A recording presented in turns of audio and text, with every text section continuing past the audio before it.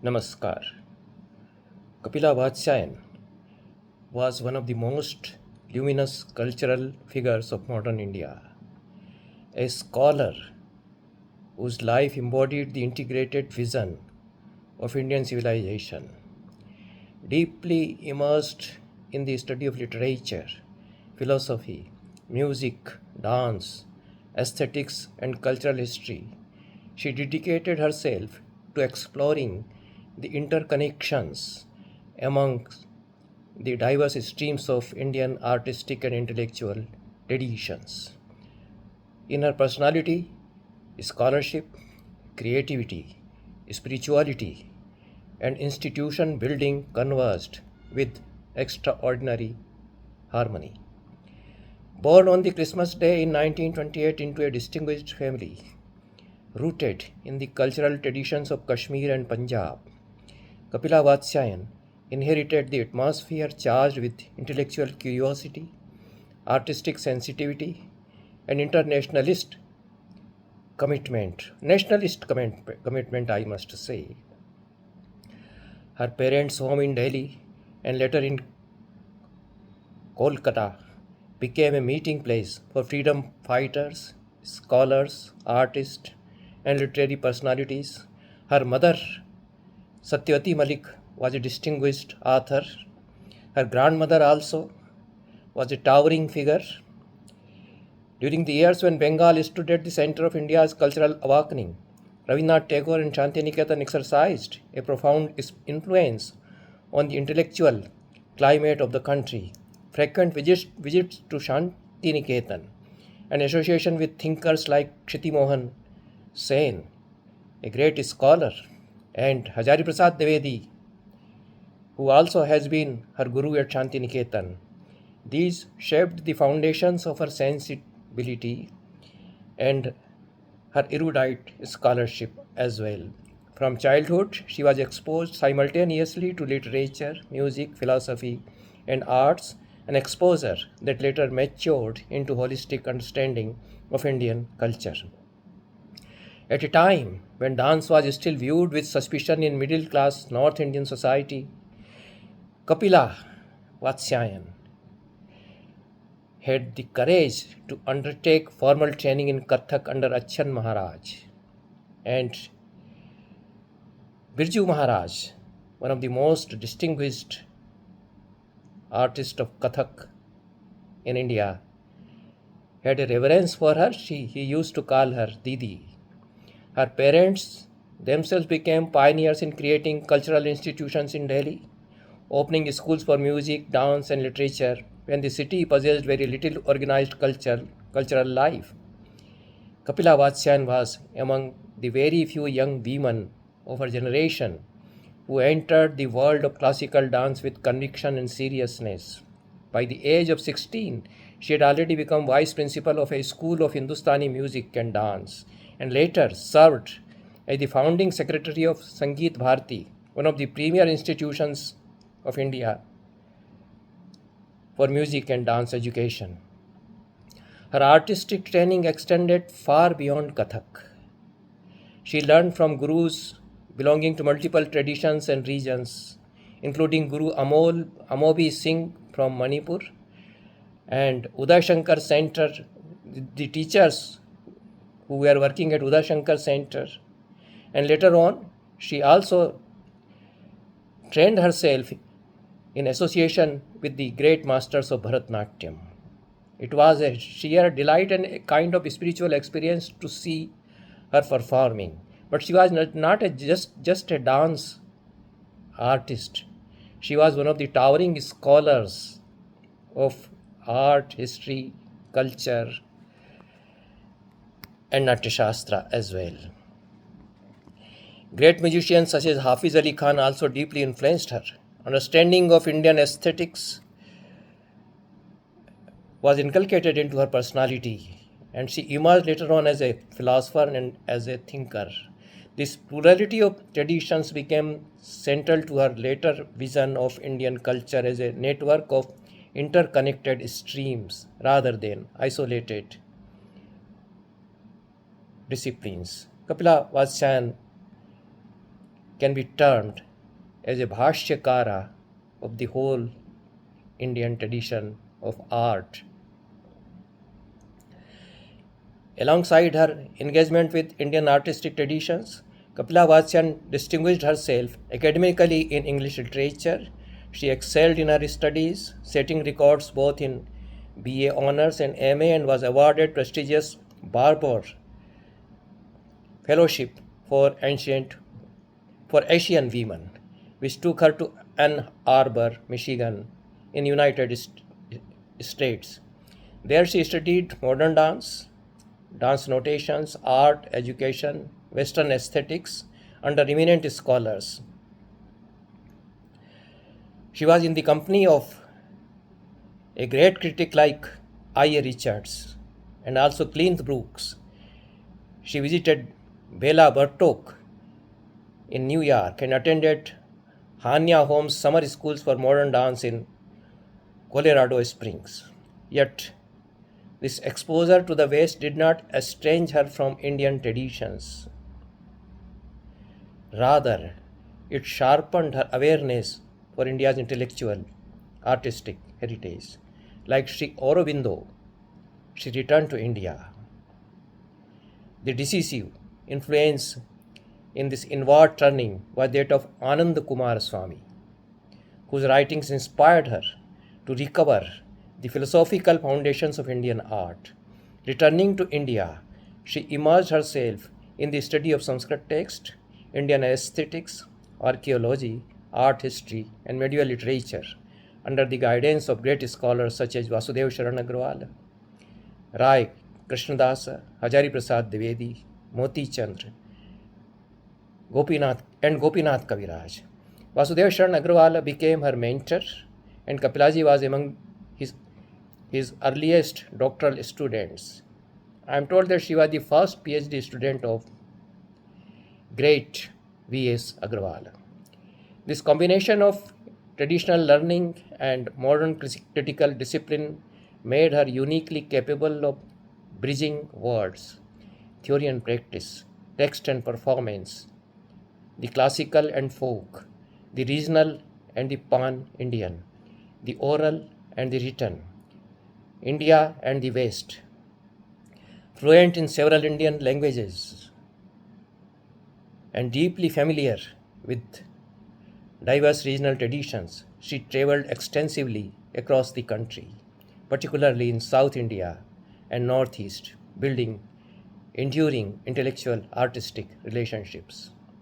It was a sheer delight and quite an experience to listen to her when she used to speak on public platforms. One of the most remarkable dimensions of Kapila Vatsyayan's personality was her ability to unite scholarship with artistic experience. Those who heard her speak often witnessed not merely academic exposition, but living interpretation. A memorable example was her lecture on the performance of traditions of Jayadeva's Git Govinda during World Sanskrit Conference held in Delhi in 1972. I was just a young lecturer in the University of Udaipur at that time, and fortunately, I was attending this World Sanskrit Conference, and I happened to enter into the hall where Kapila Vatsyayan was going to make her presentation.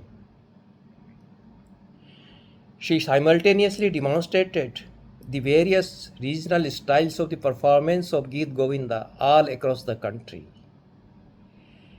And when I saw her performing, I saw that she was transforming herself and she was transcending the whole mundane atmosphere, whatever that was immanent. She entered deeply into the emotional worlds she described, embodying the aesthetic states of classical Indian theory. Such rare synthesis of intellectual rigor and artistic realization made her presence unforgettable. And every time when we met her, she appeared always as an extraordinary personality. Kapila Vatsyayan viewed Indian civilization through the lens of interconnectedness. According to her, The central impulse of Indian culture lies in its integrated worldview, where all dimensions of life exist in relations of continuity and interdependence. She repeatedly emphasized that Indian artistic traditions cannot be understood in isolation from philosophy, cosmology, ritual, social structure, and lived cultural practice. She embodied the embodied self, that is Purusha, reflects the cosmic self, the Virat Purusha. Consequently, artistic expression becomes a manifestation of cosmic principles. She, in this way, created a philosophy of aesthetics and arts. In music, she saw the manifestation of Nada Brahman, the cosmic principle of sound. In dance and theatre, she perceived movement through space and time as an embodiment of metaphysical truth. She explored the symbolism of concepts such as Bindu, Bij, Stambha, Garbha, that is womb, Navi, that is navel, in Indian artistic traditions, demonstrating how aesthetic forms evolved from profound spiritual and philosophical institutions. Her writings revealed how visible artistic structures emerge from invisible symbolic worlds. Central to her thought was the idea that Indian traditions develop through continuous dialogue between Lok and Shastra, between lived practice and theoretical reflection. She rejected fragmented approaches to culture and argued for interdisciplinary methodologies capable of understanding the organic unity of Indian civilization. For her, the arts were not isolated aesthetic activities but modes of sadhana,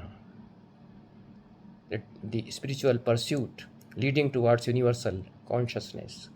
Kaplaji also made path-breaking contributions to interpretation of Natyashastra and Indian aesthetic theory. She insisted that Bharata's dramatic philosophy must be understood in the context of Upanishadic thought and the larger Indian worldview. She argued that the written text of Natyashastra represents only the one aspect of a much larger performative and oral tradition. Unless the living traditions of performance are understood alongside the textual tradition, the true vitality of Indian tradition cannot be grasped. Her understanding of rasa extended beyond literature and drama to visual and plastic arts as well. And she applied the whole framework of rasa theory to other arts, including the various forms of art all across India. In doing so, she entered the lineage of major Indian aestheticians and expanded the discourse of aesthetics into new interdisciplinary territories. Her writings consistently demonstrated exceptional clarity, conceptual precision, and philosophical depth while remaining deeply rooted in Indian categories of thought. At the same time, Kapila Vatsyayan was not only a scholar and artist but also one of India's greatest cultural institution builders. She played a decisive role in shaping modern India's cultural infrastructure. She helped establish and nurture institutions such as Central Institute of Higher Tibetan Studies, the National Conservation Laboratory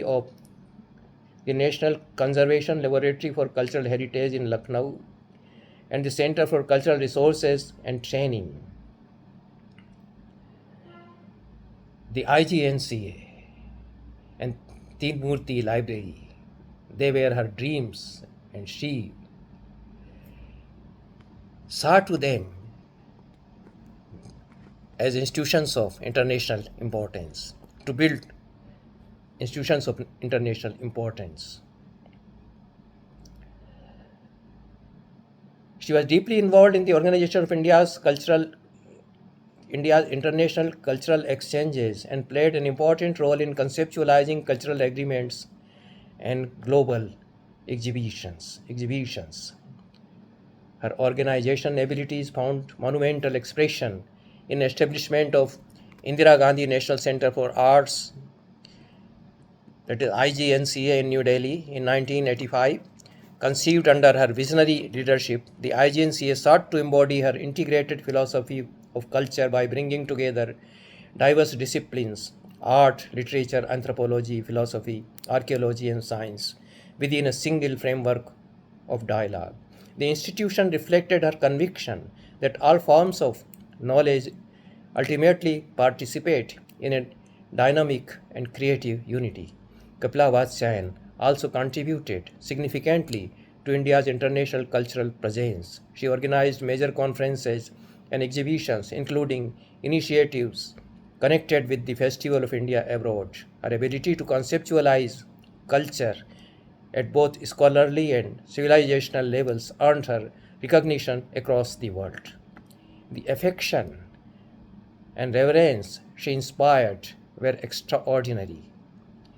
The Dalai Lama remembered her warmly as Mataji. He always used to call her Mataji with great regard and always met her with folded hands, acknowledging her affection for the Tibetan people and her support for Indian wisdom traditions.